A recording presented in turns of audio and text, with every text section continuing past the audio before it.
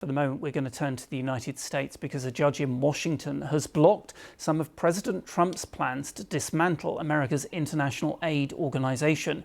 It came after two unions sued the Trump administration, which had notified workers that almost all staff at the world's biggest aid donor would be put on leave.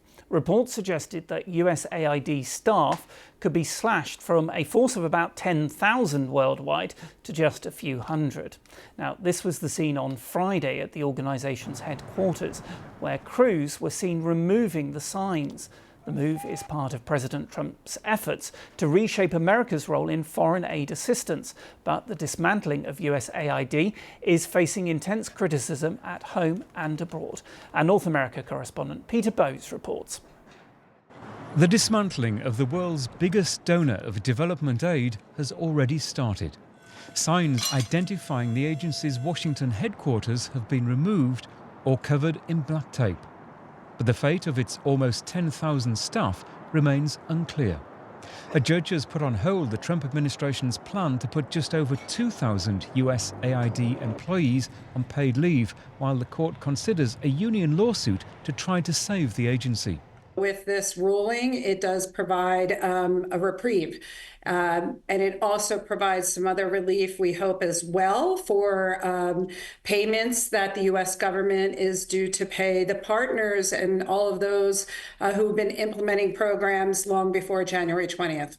At risk are health and emergency aid programs in around 120 countries, including the world's poorest regions.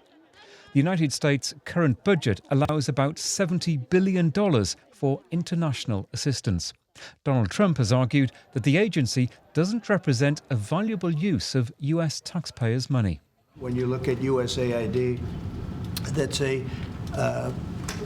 fraud. The whole thing is a fraud. Very little being put to good use.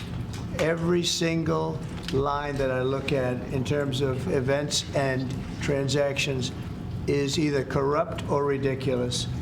Opponents say the president's plan is unconstitutional, arguing that Congress is the only entity that can legally dismantle the agency. Peter Bowes, BBC News, Los Angeles.